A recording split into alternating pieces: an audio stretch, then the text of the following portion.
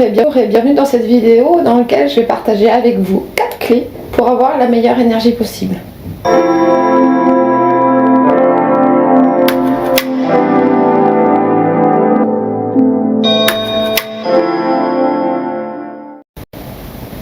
Bonjour, je me présente, je m'appelle Stéphanie, je suis énergéticienne et coach en développement personnel et je vous accompagne à retrouver votre lumière intérieure, votre confiance en vous et votre sourire. En tout premier, je vais vous inviter à vous inscrire sur la chaîne YouTube pour pouvoir suivre au fur et à mesure les vidéos que je vais mettre en ligne. Donc n'oubliez pas de cliquer sur abonner et de suivre, c'est l'algorithme de YouTube qui fait ça. Et je vais vous mettre aussi dans les commentaires le lien pour ma page Facebook où vous allez pouvoir suivre les différentes publications dans lesquelles je vous explique un petit peu comment peut avoir des répercussions sur vous, votre manque d'énergie. Dans cette vidéo, donc aujourd'hui, je vais vous partager 4 clés pour avoir la meilleure énergie possible lorsque vous venez d'avoir une période de vie difficile où vous avez eu une séparation ou une trahison. Et pourquoi maintenant particulièrement c'est important d'avoir une bonne énergie? Parce que là, en fait, on arrive sur la fin de l'été, c'est déjà l'automne, les saisons s'entremêlent et tout cet été, on a eu tous très chaud, et nos corps ont beaucoup souffert. Et là, les températures baissent et le corps il demande un petit peu de repos et c'est l'occasion vraiment choisie pour faire attention justement à quelle énergie vous allez utiliser pour ce repos, que ce soit pas trop d'énergie du mental qui agisse. Donc pour pouvoir avoir la meilleure énergie possible, le premier conseil que je vous donne, c'est déjà de repenser à votre corps et de penser à vous et d'y mettre la meilleure énergie possible. Donc de bien vous hydrater, la nourriture que vous allez ingérer aussi est importante. Si vous mangez de la nourriture qui est ou bio ou raisonnée où il y a comme une intention quand même derrière, l'énergie sera meilleure que de ce qu'on appelle maintenant la malbouffe qui va en plus demander à notre corps plus d'énergie à être digéré que d'autres aliments qui sont naturels et non transformés. Donc une bonne hydratation, une meilleure alimentation, alors chaque jour un petit pas à la fois, vous améliorez quelque chose, vous évitez peut-être une malbouffe dans la semaine ou vous faites un petit peu plus attention. Et puis aussi faites attention prêtez une attention à laisser votre corps en mouvement, un mouvement plutôt doux. Il n'est pas question dans cette période de régénération du corps d'aller trop lui demander, mais en fait il est quand même question d'évacuer ses énergies, de trouver une façon de réguler les énergies à l'intérieur de nous. Donc des petites marches plutôt simples plutôt que des grandes randonnées qui vont demander à notre corps d'aller chercher des réserves qu'il a déjà épuisées tout l'été. Donc voilà, donc pensez à l'énergie que vous rentrez dans votre corps. La deuxième clé que je vous donne, c'est d'avoir un état d'esprit le plus positif et le plus constructif que vous puissiez. Alors, c'est sûr que quand on vient de se faire trahir, quand on vient d'apprendre des mauvaises nouvelles, que tous les jours il se passe des choses différentes et des nouveaux challenges de vie, quelque chose que vous n'aviez pas forcément pensé, puisque c'est subi, ou peut-être que vous étiez vous à l'origine de cette séparation, mais que malgré tout, ça n'empêche pas que les choses soient toutes simples pour vous.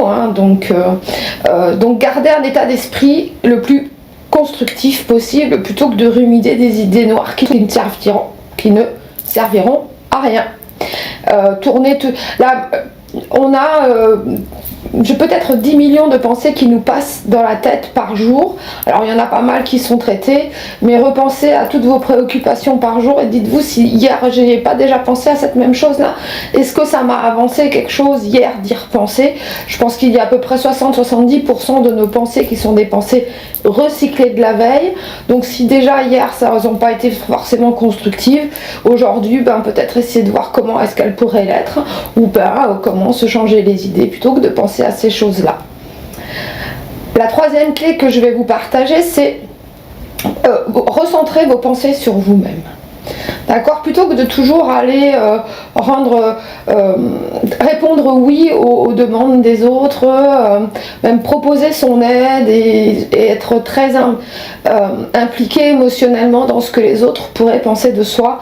Finalement, ça ne dirige pas vraiment l'énergie vers nous. En fait, ça fait dispenser toute cette énergie qu'on a mis une intention à avoir bonne, en prenant soin de son corps, en prenant soin de son mental.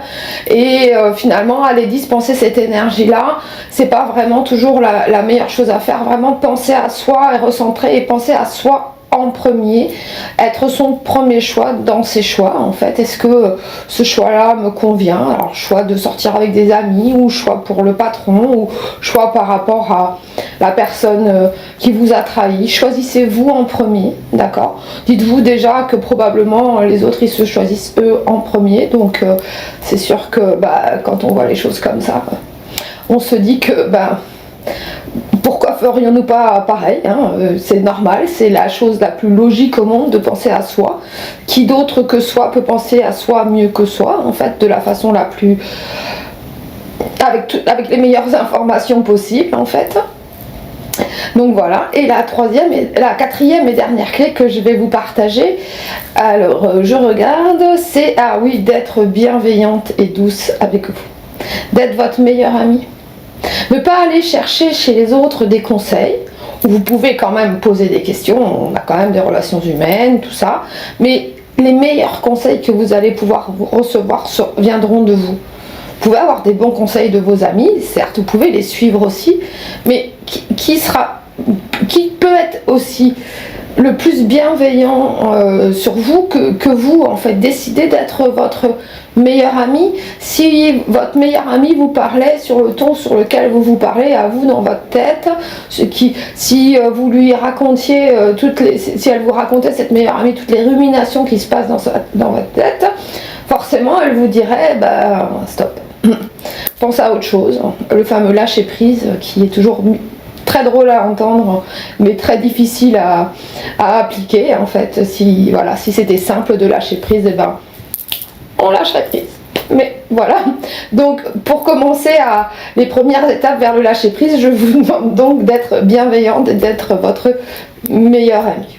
Donc voilà, les 4 clés que je vous ai donc partagées, c'était de faire attention à ce qui rentre dans votre corps, les énergies qui y circulent, avoir un état d'esprit le plus constructif et le plus positif possible, se recentrer sur ses pensées à soi, sur soi en fait, recentrer ses pensées sur soi.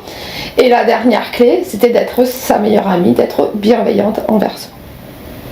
Voilà, je vous remercie d'avoir regardé cette vidéo, j'espère qu'elle vous aura appris plein de choses. Alors mettez-moi en commentaire lequel de ces conseils vous avez trouvé le plus pertinent, si vous en avez d'autres aussi à mettre. 4 clés, c'est 4 clés, mais il peut y en avoir 5, 6, 7. Plus vous allez pouvoir partager, et bien plus il va y avoir de gens qui vont entendre ce que vous avez aussi à dire.